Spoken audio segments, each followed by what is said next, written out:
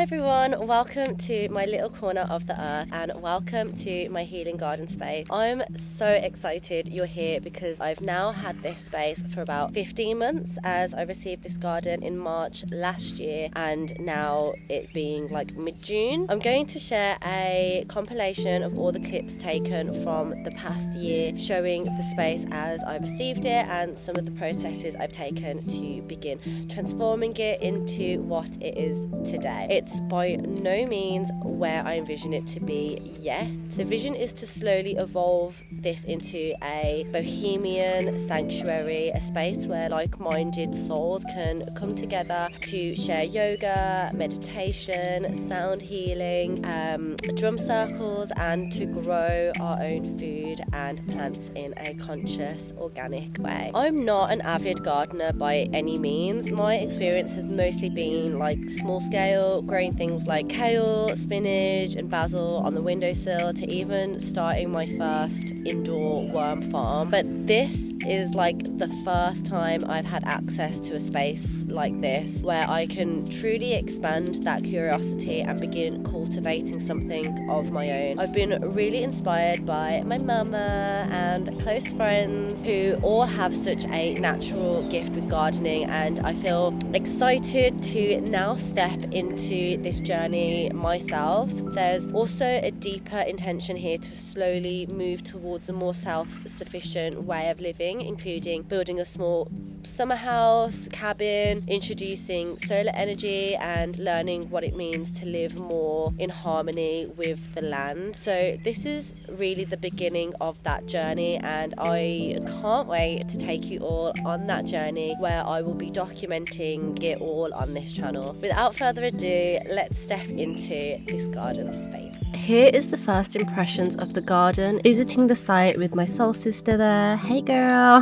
This is the entrance of the garden. As you can see, there is lots of pots, rubbish, overgrowth, and a bit of a broken fence there in the corner. So as you walk in the entrance to this space, there are two immediate walkways or paths to the front and to the side. Here are 3 pear trees and 3 or 4 berry bushes amongst this chaos.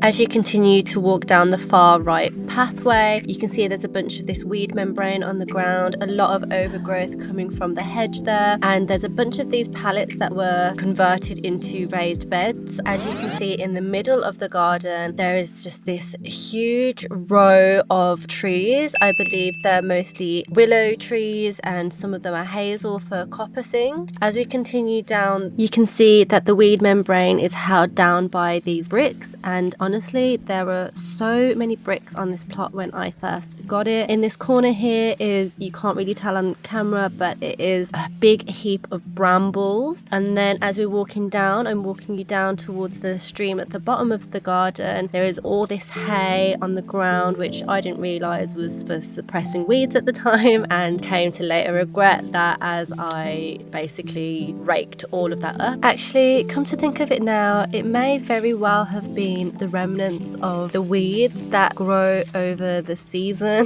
Who knows, but you'll see what I mean later in the video. There is more lovely rubbish on the ground here. Here is the stream, and then looking back on the garden, back up itself, you can see that I already have a shed to the left and a dismantled shed to the right. Here I am going at the brambles all around the tree trunks so that I can actually get to the trees to cut them down. This might be a bit controversial, but knowing where the sun rises and the sun sets in the garden, these row of trees were actually blocking sunlight from where I intend to have the raised beds and where the raised beds were initially as well.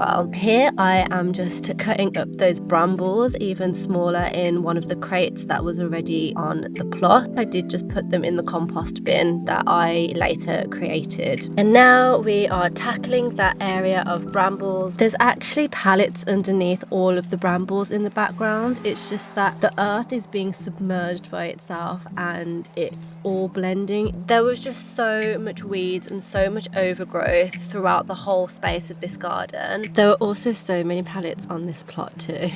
And here is where you can see I'm raking up all of that dry hay, weeds, whatever they were. And then on this angle, I'm just going at the trees, snipping and loppering, if that's the word, as many branches as I possibly could. And because they are coppicing trees, there were so many branches. You can probably see better from this angle the amount of branches that are coming from these trunks. But they were so woody and they just haven't been coppiced in a long time. So yeah, they were quite hard and tough to cut from the trunks. And as you can see here, I just want to give up already. And this is where I'm stacking up those branches and just sorting them into piles of thin branches to medium sized and thick branches, and just deciding what to do with them. I think I have collected them. What I plan to do is create some sort of willow weaved border for the garden bed. I think they would look so cute and so pretty and just give that cottage feel to the space. In this area there were two random trees, one by the shed that I've taken down already, and then one by the dismantled shed here that also gets later removed. There was honestly a heap of rubbish in the corner of the garden next to the shed, and as I pan from the shed to the other side of the garden where the dismantled shed is, you can see that there is a whole stack of pallets in this corner which have deemed themselves to good use. This is where I'm beginning to clear out more towards the top of the garden where the entrance is. I'm clearing out all of that overgrowth from the hedge and I'm just seeing what's around, and I've managed to find a spot that I can fit and create that compost bin. So with all of the waste found in that corner of the garden between the shed and the stream, I just went through it, filtered out stuff that needed to go in the actual trash and the green waste that can just go towards my compost bin. After having cleared out some space for my compost bin, you can see that I used 3 pallets that were already on the plot to create my compost bin, which came in super handy as I already had that material on the site, and also created an actual area between the weeds that you can see growing here and the compost that I am creating. This is the corner opposite the entrance. I wanted to get this shot in so you can see how it looks from the other side of the garden and this top pathway. By the way, take note of the entrance gates here and notice how they're made from pallets. Anyway, I had visions of creating a lavender border all along this hedge. I even damaged my car hauling these really heavy rocks to create this border, and I spent so much money on getting the right soil, the right sand for it to be basically strangled by the weeds. Here are images of a greenhouse that me and my soul sister went to dismantle in Wales, collect it and haul it back. That was in April, May, and then I went away just for a short while to work on the road and also attend festivals. And when I came back from Glastonbury after summer solstice, this is what I came back to. I basically came back to this absolute jungle and I was so overwhelmed. I spent so much money on so many different areas of the garden, whether that's getting soil, getting new plants in, getting plant pots, getting compost, getting timber materials for the greenhouse, just to literally come back to this jungle. I was honestly so excited to see my lavender, my roses, my wisteria growing, and they all got suffocated by all of these really heavy perennial weeds that are happening in this space. And my mother, who does have a green thumb, she did tell me and did warn me to clear everything first and make sure I know what's in this space before actually jumping ahead of myself and growing anything, and to see how it turns out within the upcoming season. And yeah, as you can see, these weeds are literally as tall as I am. It was honestly wild. You couldn't even get down to the stream easily. You had to literally trample over everything. But luckily, I have some amazing friends that came and helped out, albeit they did chop my berry bushes at the top of the garden by the pear trees, which was by no means their fault. The berry bushes were just drowned in weeds and completely blended in amongst them. But look at what an amazing job my friends came and helped me with. There is a space now where we can just lay a blanket out and just chill in the sunshine and enjoy the limited space that we were able to have with all the weeds going on. My friends cleared the path for me to be able to get down to the bottom end of the garden. They honestly did such a fantastic job of just helping support me with this space, and I'm just so truly grateful and thankful to have such reliable and hands-on soul family. There is one of my soul sisters now. She is logging the tree branches for me since I'm not that confident with chainsaws. I'm actually quite scared of heavy machinery like that. Yeah, I'm going to have to learn how to handle these kind of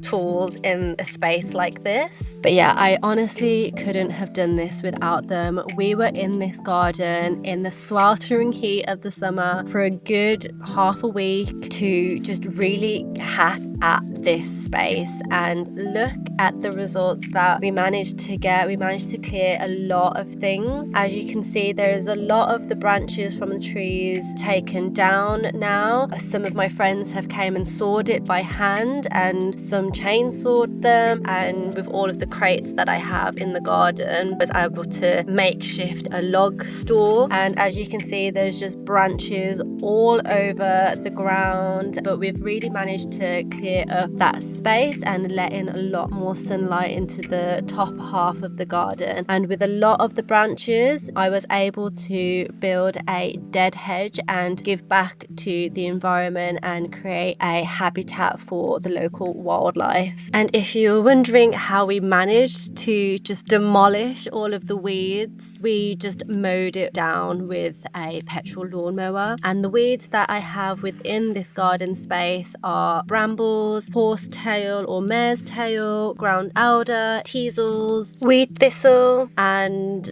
some other things that I can't think of at the top of my head, which is why I ended up going on crazy night shifts to and from any and every fast food chain that I could go to and collect all of their cardboard so that I could suppress the weed as ethically as I could, and to also adopt the no dig method. And because I have quite hardy stubborn weeds and quite a large area of space, one piece of cardboard is not sufficient enough, and therefore I would have to go about layering at least 6 layers of cardboard, which you can see here in this area. I have begun to section out a space for where I would like to have my greenhouse that I collected earlier in the year. Also to note that this is a flood prone site, and therefore the structures that I do plan to have should be at least 2 feet above ground level, so that if there was a flood, that none of the structures would get affected. Here we are entering the end of August and the beginnings of autumn. Pears are coming through, and here I am with my mother dearest picking the pears and the sloe berries, which we later made sloe berry jam, which tasted so good. It actually tasted like cherry jam, and we just ate the pears as they came naturally. But considering that this is my first year on this land and in this space, I think we had a really nice harvest, and I just really can't wait to grow and plant and harvest more fruit and veg in the future.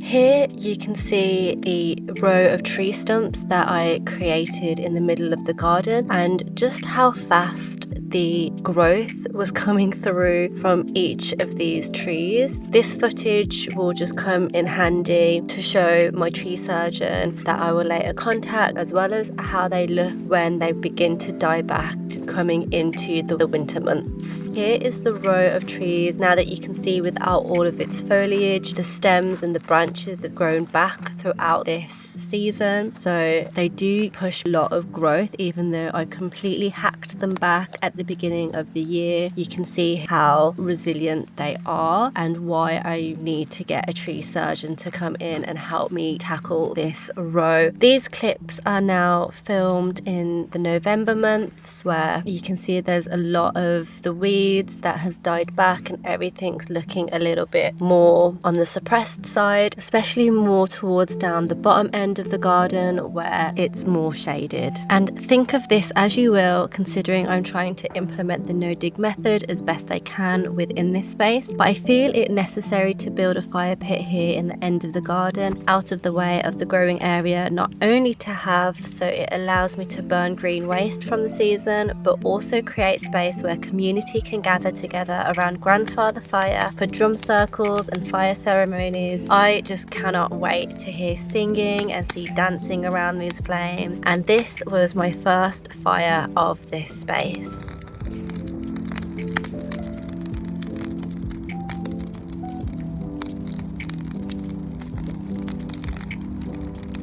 Okay, so we've skipped a bit ahead, like 5 months, because I was away in Philippines and Thailand from February until now. So as you can see, there is growth at the entrance and throughout the garden. But remember this entrance gate made from pallets? I went and sourced some gates off Facebook Marketplace, and boy were they some hassle to put up. We actually fixed these gates 3 times because the positioning just wasn't right. And yes, this fencing entrance still needs to be finished, but as you can see, there is my front hedge here that has tree trunks that prevent me from being able to drive through my front gates or even in front of them. So yes, some of this hedge also unfortunately has to be removed. But this is what the garden is looking like 13 months later. There's still lots of work to be had, like weeding where needed, but from the months of December to February, I think me and my friend did a good job of ripping a lot of bramble crowns whilst most of the foliage had died back in the colder months. I sadly didn't get footage of that, but there was a transformation here at the top of the garden. As you can see, I went and collected some furniture off Facebook Marketplace to begin some form of seating area for guests for this upcoming season. There are still lots of piles of rubbish and green waste plotted around here and there, but nowhere near as much as last year. During December to February, a brother and I did finally get round to ripping up most of this weed membrane from the ground. Again, I don't have footage of just how drowned in soil, rocks and stone these membranes were, which made them such a nightmare to rip up. Thankfully, the membrane was only at the top of the garden and there are only a few strips of membrane left to remove and to proper reuse them again.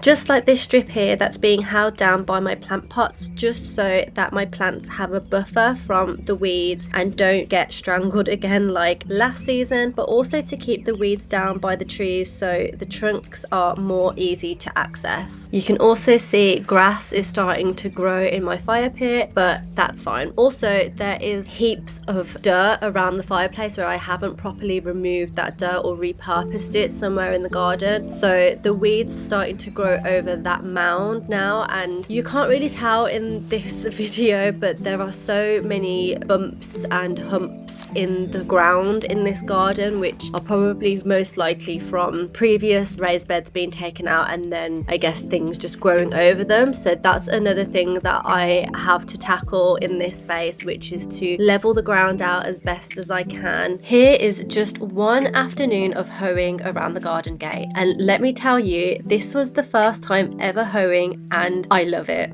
There is nothing like the feeling and seeing the difference a simple hoe makes. I ended up hoeing this whole entranceway up into the other corner, and this was hard work because, as you can see, the ground in the entranceway was filled with gravel and rockery, which made hoeing difficult, but I persevered and managed to clear the entrance within just a couple of days, as well as reorganize the stack of pallets in the opposite corner and repurposed them as a temporary decking area, which I think looks so cute for now. I also laid some strips of weed membrane in this area under the pallets to stunt the growth of any weeds in this corner of the garden, and now I have an area to actually sit and enjoy the space and not worry too much about the regrowth of weeds.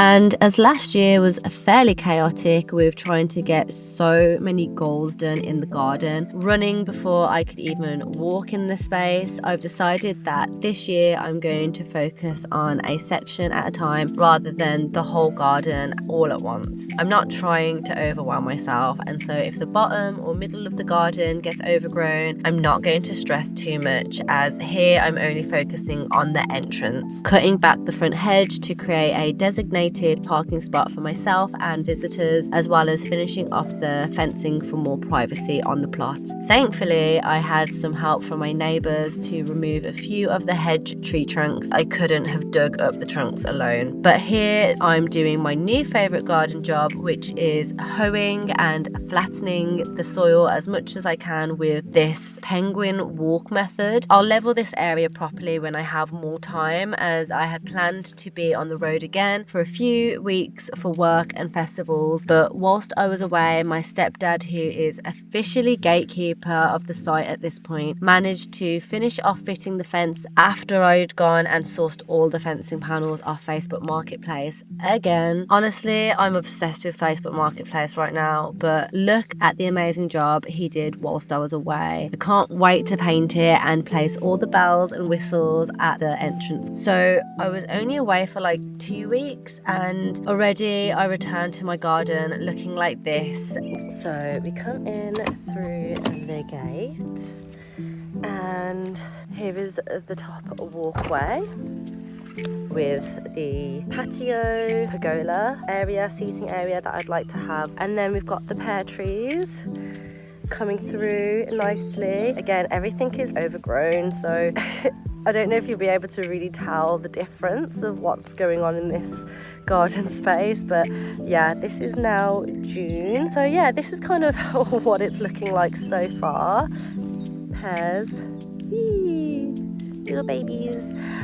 Everything just needs to be cleaned up. Again, I've been away for like 3 weeks now from, I guess, the last time I recorded some footage of this space. It's, yeah, really overgrown, so I'm gonna try and go down this way to where the side pathway is. There's my compost heap hidden away. But yeah, let's just have a little walk around the garden. This was just a pile of green waste that I need to burn, actually, and this is part of the hedge that I took down. The pathway is, of course, grown.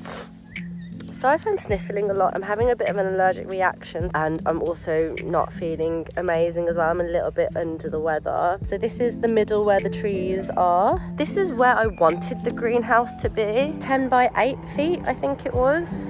But now I feel I want to move it over a little bit so it's like central to where these pear trees are. But yeah, it's looking cute, kind of. I mean, it's very wild.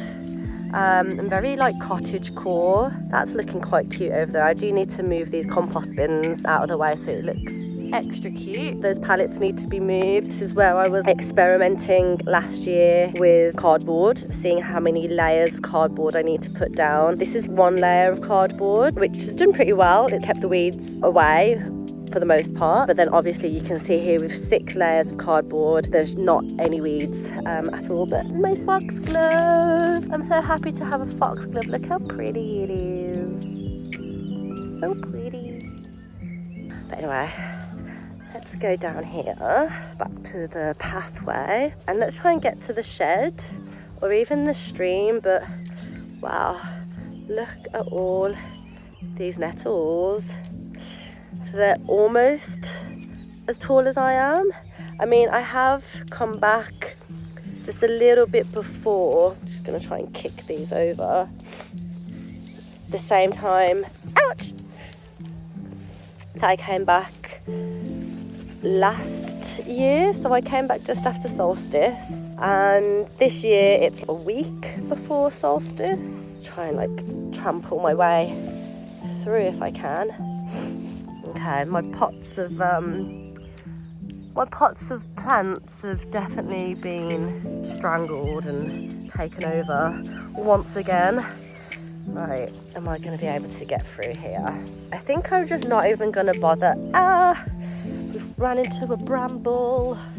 I'm just like not even going to bother with the... Look how cute this is. Oh,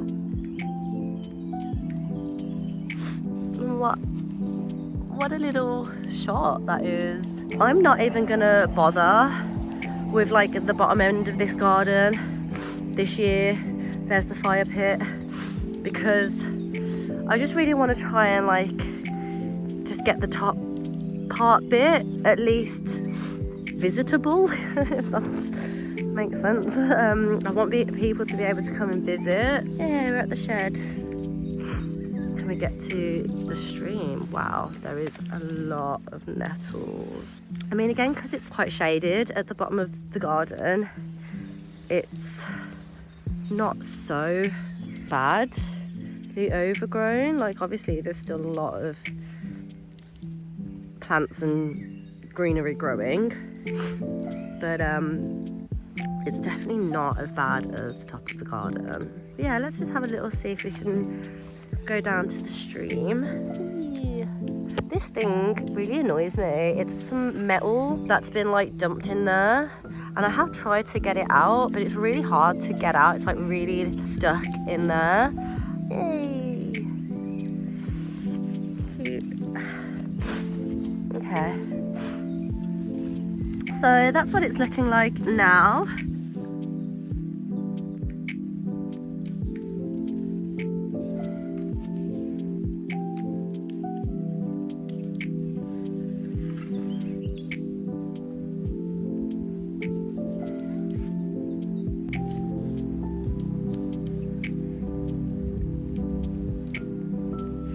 Today we are going to start hoeing the entranceway. All of this bit up until the temporary pergola, and then down between the pear trees, down between here, and hopefully we can try to get some cardboard down and yeah, get the weeds suppressed as much as possible. Although actually saying that, I think I'll do the hoeing and then I'll have to dig up this whole area that I've just shown you, so that I can then level it and then put the cardboard down. So I'm gonna try and tackle that today. Before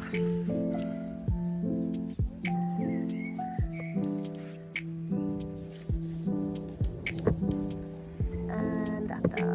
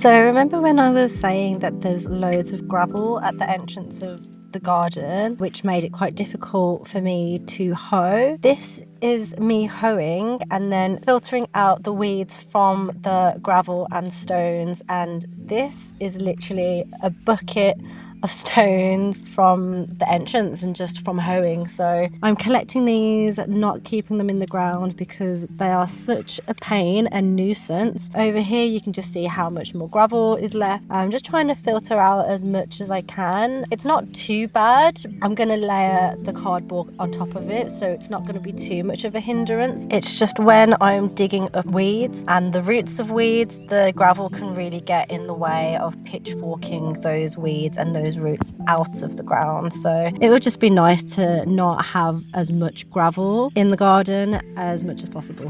You can't tell a whole deal here on camera, but there is a bit of a mound in this entranceway. So without having to till the ground, I'm just basically pitchforking a pitchfork length into the ground and uplifting that so that I can then loosen the soil and level it out with a leveler, and doing the same penguin walk method to flatten it down, level it, and then penguin walk over it again, level it, and just try and get it as flat as I possibly can. It's not perfect, but it's a lot better than it was before.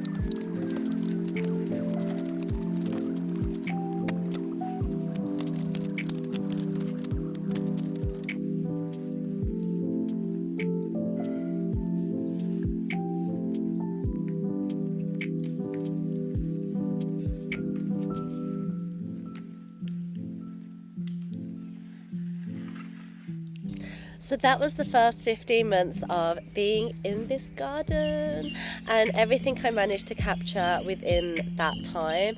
I'm so excited to begin documenting this journey more closely, and I'm glad to have shared this intro video to the space as well as the turmoil of this first year, which I don't think I quite captured that, but I do think it's going to be so much easier this year and as the years go on. It's just the initial years that goes towards clearing and maintaining the space, doing bits of building and decorating here and there, and of course getting some plants in the ground too. So if you want to stick around for that journey, please do. Thank you so much for being here and taking the time to experience this space with me. I appreciate you. I hope this video has brought you something in whatever way you needed. If you have any tips, ideas, or thoughts on the garden, the layout, or anything I'm planning, I would genuinely love to hear from you in the comments. If you enjoyed it, feel free to give it a like and subscribe. And if you'd like to grow alongside this journey of transforming this space into a healing sanctuary,